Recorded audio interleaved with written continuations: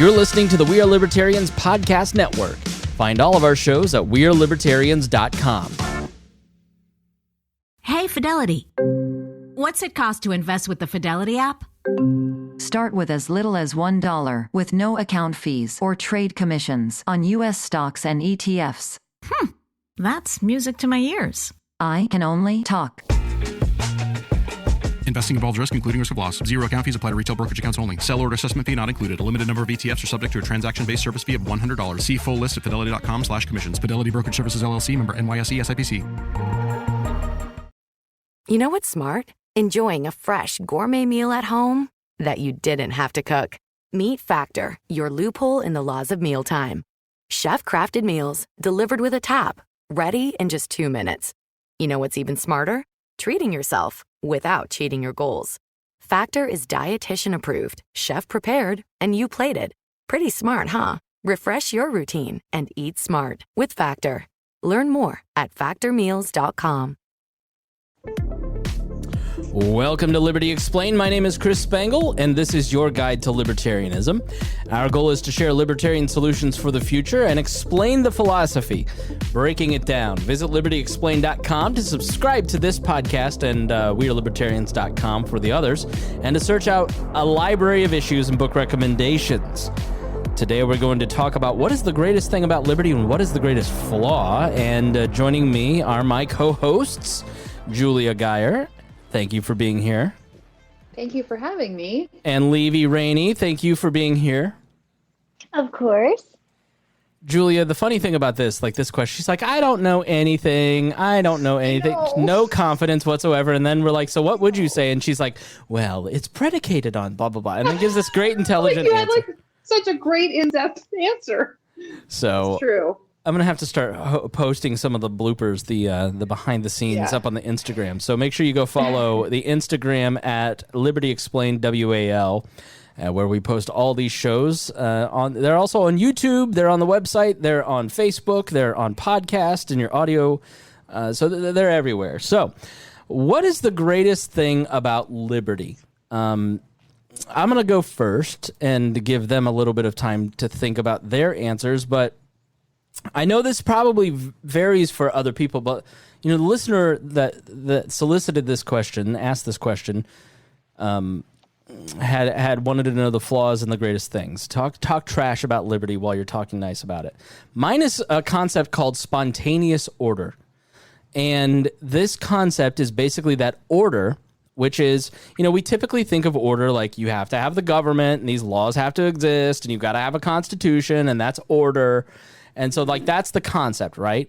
But libertarians believe that order comes from the markets adjusting to the needs of individuals as judged by the price system. So basically, the price system is what will you pay for it? So Levy is an artist. You see a great painting behind her in the video. Let's say it's not based on the labor theory of value, which is I put in X hours. Each of my hours are worth this. So this painting is worth $400. Levy can say, this painting's worth $4,000 because I can get them to pay for it. And so that's how we, as libertarians, tend to judge the price system. So, this was spontaneous order was once how do geese know to fly in that V? Or how do people drive around a roundabout without incident? And so that's just a slight example of nature's order coming out. And there's a classic parable of efficiency of the marketplace called I Pencil by Leonard Reed. Leonard Reed started the first libertarian think tank called FEE, the Foundation for Economics, Foundation for an Economic Education, I believe. And so, and he goes through this beautiful long explanation showing a pencil is made up of many parts from around the world to solve a simple problem, the need to write things down. So I need to write something down. I have no idea how to do it. And the marketplace responds. No one invented the pencil. No one came up with the first pencil. There were people who scratched something out and then said, this thing works. And then another person picked it up and said, I've got a way to make this better. And over time, with each generation, it evolves and improves. And so men and women from around the world contribute cedar or lacquer or graphite or ferrule, the little piece that goes around. Factice is also a part of it. Pumice, wax, glue. They added the labor necessary to make it work. Numerous people are involved in that process, including the sweeper in the factory or the lighthouse keeper guiding the ship into the port to drop things off. Leonard Reed wrote, "There is still a fact more astounding. The absence of a mastermind, of anyone dictating or forcibly directing these countless actions which bring me into being. No trace of such a person can be found. Instead, we find the invisible hand at work. And the lesson I have to teach is this: leave all creative energies uninhibited. Merely organize society to act in harmony with this lesson. Let society's legal apparatus remove all obstacles the best it can. Permit those creative know-hows freely to flow. Have faith that free men and women will respond to the invisible hand. This faith will be confirmed." So I just think it's a beautiful concept that something like a pencil or all these various things can just create, they create themselves through the invisible hand of the market. So that is what I like. I was waiting for one of you to jump in and see if you like spontaneous order too, but apparently I'm all alone. No, that's, yeah. Good job, Chris. Thanks. This is our fourth good. episode. We're getting the chemistry right still. So if I pause like that, that's usually what I'm doing. I'm not thinking about, my existential crisis. So I thought you had more to say. It's no. cool. So Julia, what is your favorite thing about liberty? Well, I love liberty so much. It touches every part of a person's life. The more liberty you have, the better your life is. If I had to narrow it down to one ideal, I would say that the more liberty someone has, the more likely they are to be able to create their dreams or their goals or achieve the things that they're working toward. I think that, when you start removing someone's liberties,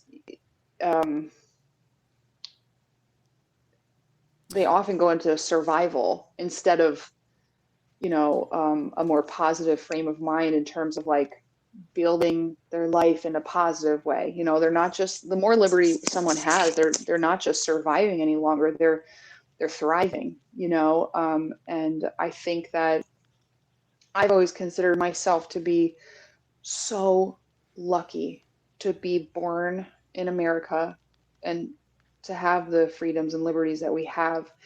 And I'm an entrepreneur, so I hold that close to my heart, the liberty that I have, because I understand that had I been born somewhere else in a country that, where as a woman, I might not have had the same liberties, or even as a man. I just have so many of them in my life, and I wouldn't have been able to start businesses and pursue my dreams and my goals and stuff. So I think that the amount of liberty that we have in America and that an individual has in their life really alters the entire path of their life. And my favorite thing is that I just have so much freedom to create the life that I want, so.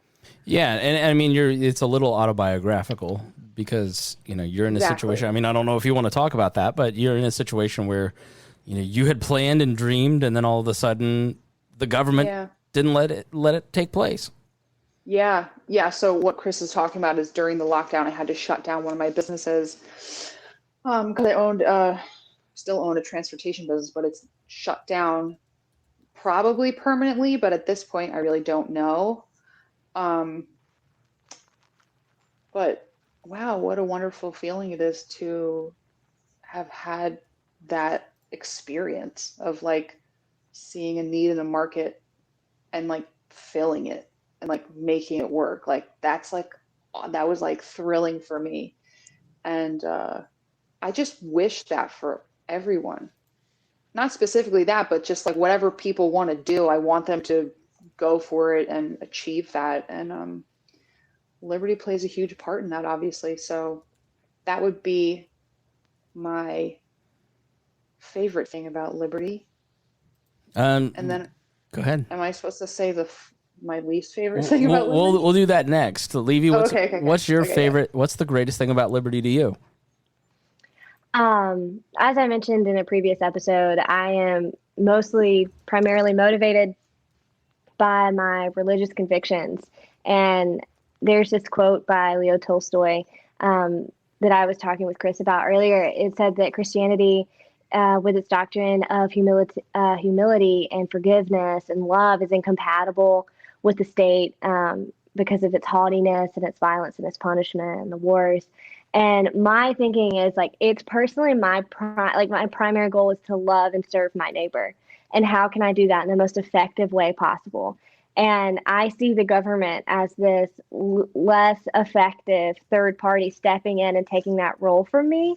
And that relieves my guilt and my conviction to do that, because they said, oh, you don't need to do this. We'll do it for you. But instead, we're going to do a terrible job. And so it creates just a whole society of people that are just completely desensitized to the needs of their neighbor, because we pass the buck along to the government. But we don't actually know how effective our love could be if we simply just help them ourselves. And I think that's why I'm interested in liberty, is because it's just more effective. It's a more effective way of loving people. Very nice. Very nice. That's so nice. Nice. We're just like, oh, that's cute, Levy. So sweet. Oh, I love it. It's really great.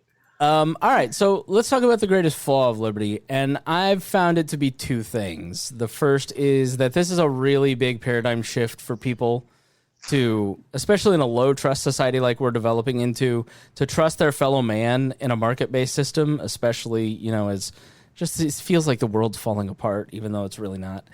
And then libertarians, like all human beings, are imperfect messengers, and they often fail at communicating the message in a way that closes that trust gap.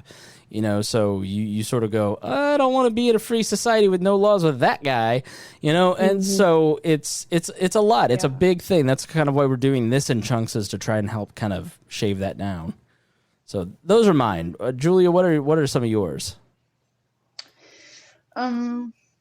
I mean, I have to agree with you. The first thing you said, I don't know if I would say it's a flaw of liberty, because I don't actually think liberty has any flaws. Liberty is perfect. Suck up. What a sucker.